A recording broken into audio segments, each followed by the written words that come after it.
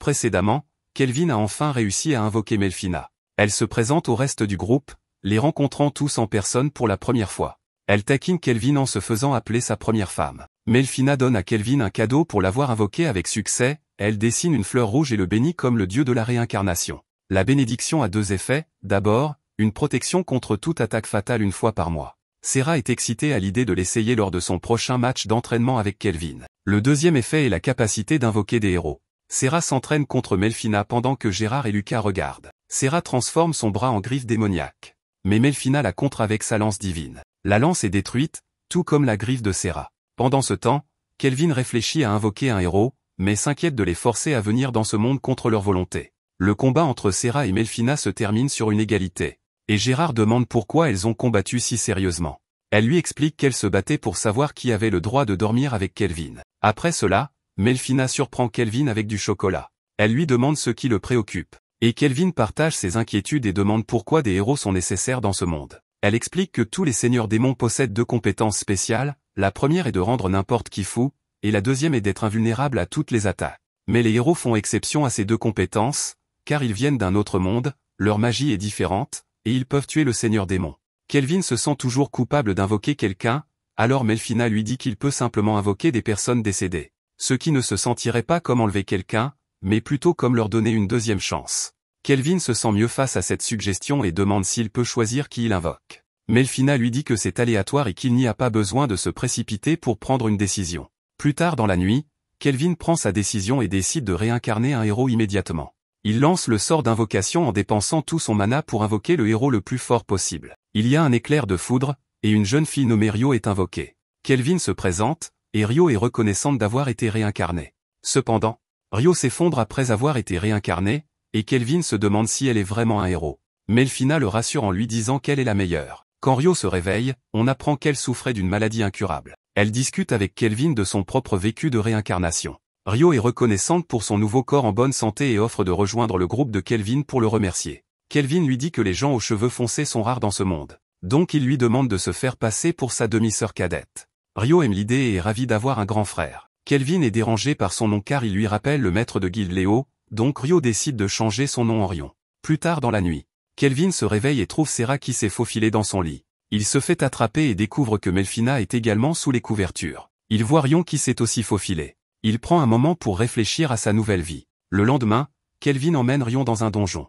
Ellie demande pourquoi ils sont emmenés avec eux, et Kelvin leur dit qu'ils devraient monter en niveau pour leur sécurité. Lucas a peur des monstres, mais Kelvin lui dit qu'ils n'ont pas besoin de combattre, car il a une compétence de partage d'XP. Alors que son groupe tue les monstres, tout le monde monte de niveau. Ils sont attaqués par un loup des ombres, mais Kelvin l'arrête facilement avec son sort et le domestique en tant qu'animal de compagnie pour Rion. Phil remarque l'ancien aventurier Hall et son groupe s'approcher. Ils expliquent qu'ils sont là pour tuer des monstres dans le cadre de leur examen de promotion de rang B. Kelvin présente ses nouveaux membres du groupe, et les aventuriers sont jaloux de voir autant de filles, alors ils partent. Sera et Gérard reviennent après avoir vu le groupe d'Hall et demandent ce qu'ils font. Kelvin leur dit qu'ils étaient là pour leur examen, mais Sera devient nerveuse et révèle qu'ils ont déjà tué tous les monstres du donjon. Phil utilise son pouvoir de vision lointaine pour vérifier. Il ne reste effectivement aucun monstre. Kelvin s'excuse ensuite auprès d'Hall, mais ce dernier est simplement impressionné par la force de Kelvin et est excité qu'il passe bientôt l'examen de promotion de rang S. Cela choque Kelvin, car il ne savait pas que Léo l'avait proposé pour cet examen. Il donne un bain au loup, et Rion révèle qu'elle l'a nommé Alex. Grâce à l'une de ses compétences, elle peut le comprendre. Au cours des prochaines semaines, Rion s'entraîne avec les autres membres du groupe et se lie d'amitié avec Alex. Une nuit, Sera détecte la présence d'un grand nombre d'intrus qui sont au nombre de 14. Kelvin vérifie leurs statistiques en utilisant la compétence de vision lointaine qu'il a empruntée à Phil et découvre qu'ils sont tous d'un niveau d'environ 20. Kelvin décide de tester Rion, qui est nerveuse au début mais finit par accepter de le faire. Kelvin lui donne un morceau de cloto et une nouvelle épée en mithril. Les intrus se révèlent être d'anciens coéquipiers de Christophe cherchant à se venger de Kelvin. Rion combat les intrus alors que Kelvin et Sera regardent de loin et évaluent ses compétences. Rion vainc tous les intrus et célèbre sa première victoire pendant que Sera nettoie le désordre. Kelvin confronte le chef des intrus et le capture. Pendant ce temps, dans le royaume de Trison, l'empereur Zell tient une réunion avec ses généraux. Le prince Asgard, Tristan Phasé, Dan d'Alba et la princesse Chutora. Il s'avère que Christophe capturait des esclaves sur l'ordre de Tristan. L'empereur est déçu de cet échec et craint que cela ne déclenche une guerre avec les 3 royaumes voisins de Gon, Torridge et de Ramu, qui sont en train de former une alliance contre eux. Tristan suggère qu'ils entrent en guerre, affirmant qu'ils sont plus forts que les 3 royaumes réunis. Le prince Asgrad soutient la décision de faire la guerre, croyant également qu'ils sont plus forts et voulant tester ces nouvelles acquisitions de puissance. Le général Dan et la princesse votent contre le déclenchement d'une guerre, disant que les autres nations pourraient ne pas être aussi faibles qu'ils le pensent. Face à cette impasse, l'empereur décide que son 5e général, Clive, aura le vote décisif. Un soldat se rend à l'ordre des chevaliers magiques pour informer Clive, mais il est effrayé par les femmes qui restent figées. Il trouve plusieurs femmes à terre et informe Clive qu'il est convoqué par l'empereur. Clive se plaint que c'est une corvée, mais il se lève et révèle sa véritable apparence. Le royaume de Trison envisage de déclarer la guerre à ses royaumes voisins et Kelvin apprend de Léo qu'ils sont devenus de plus en plus agressifs envers le royaume de Gon. Par coïncidence, Léo donne à Kelvin une mission pour sa promotion au rang S. Il s'agit d'une demande du roi de Gon pour tuer un monstre de rang S qui menace un village elfe. Alors que le groupe se dirige vers le village, ils soupçonnent que Trison pourrait être impliqué. Soudain, leur carrosse est arrêté par des elfes. Et Kelvin explique qu'il est là sur demande du roi. Le chef des elfes, Nella, apparaît et s'excuse pour leur impolitesse. Il est choqué lorsqu'il voit Éphil, la prenant pour sa propre fille Lumel, mais se rend compte de son erreur. Kelvin devient curieux et demande à en savoir plus sur Lumel. Nella explique qu'il y a 20 ans, ils ont été attaqués par le roi dragon des flammes et que Lumel s'est offerte en sacrifice pour devenir sa fiancée afin de sauver le village. Cependant, quelques années plus tard, Lumel a été retrouvée morte dans la forêt, et craignant que le dragon puisse revenir, les elfes ont fui à Gon. Sera suggère qu'Éphil pourrait être l'enfant de Lumel et du dragon, mais Melfina mentionne que le père d'Éphil doit être un humain. Car il serait impossible pour un elfe et un dragon d'avoir un enfant, quelle que soit l'identité de ses parents. Éphil est heureuse avec la famille qu'elle a maintenant. Revenant à la mission, Nella révèle qu'ils ont été attaqués 3 fois et que des elfes ont été enlevés. Kelvin trouve étrange que les monstres kidnappent des gens. Il élabore un plan et crée une barrière de pierre autour du village. Un groupe de soldats de Trison se dirige vers le village, contrôlant étrangement les monstres. Ils se vantent de leur force mais sont soudainement attaqués. Éphil tire des flèches depuis une tour en utilisant sa magie de tir à ultra longue portée. Un des soldats rapporte la situation critique au commandant, disant que leurs forces sont anéanties par des aventuriers inconnus. Ils sont découverts par Melfina et Rion. Alors le commandant appelle son monstre le seigneur de rang S, un géant gigantesque. Melfina donne à Rion l'occasion de se battre seul et de prouver sa valeur. Rion grimpe le bras du géant mais casse son épée lors de l'attaque. Elle est projetée mais déterminée à prouver sa valeur. Elle appelle Cloto et sort 3 nouvelles épées en utilisant une attaque combinée avec son chien.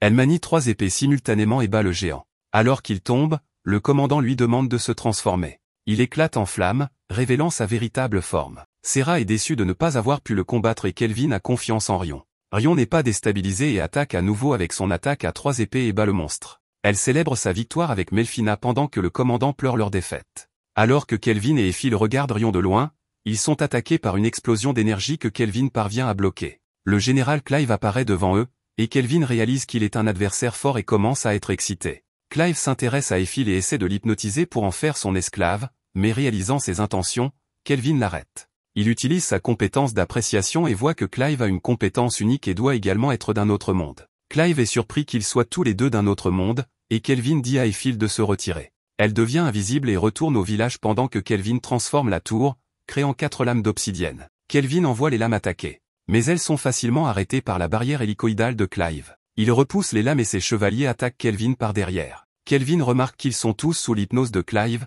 et ce dernier se vante d'avoir l'avantage numérique sur Kelvin. Cependant, une attaque perce soudainement sa barrière alors qu'Éphil tire depuis le sol. Kelvin invoque 4 golems pour manier les lames et les envoie s'occuper des chevaliers de Clive. Clive invoque son bâton pour se battre contre Kelvin. Ils volent dans le ciel, se lançant des sorts magiques l'un contre l'autre, et Clive poursuit Kelvin. Il lance une rafale d'énergie que Kelvin esquive, mais qui atteint ses chevaliers. Kelvin le prévient, mais Clive n'en a rien à foutre, affirmant qu'il a suffisamment de remplaçants. Kelvin met fin à la poursuite. Et Clive se vante de pouvoir faire ce qu'il veut avec ses pouvoirs. Kelvin est agacé par son arrogance, et les deux se chargent l'un vers l'autre. Il y a un énorme affrontement qui aboutit à la destruction du bâton de Kelvin et à une cicatrice sur le visage de Clive. Ce dernier panique à propos de la cicatrice et jure d'écraser Kelvin avec son sort le plus puissant. Il accumule de l'énergie, et un ouragan mortel se forme autour de lui, aspirant tout ce qui l'entoure. Sans autre choix, Kelvin sort son nouveau bâton de rang S, le Black Disaster.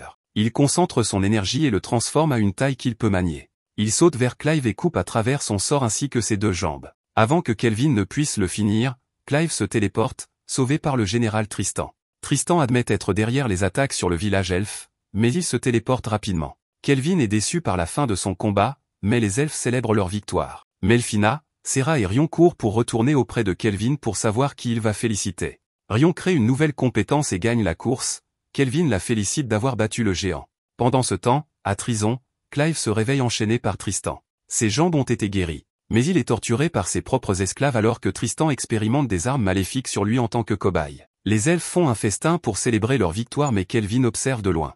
Éphil le rejoint, et il exprime sa gratitude d'avoir de tels compagnons, décidant de devenir encore plus fort pour les protéger. Éphil est heureuse d'en apprendre davantage sur sa mère et reçoit même un ornement de cheveux qui lui appartenait de la part de Nella. Kelvin l'aide à le mettre, et le reste du groupe les rejoint.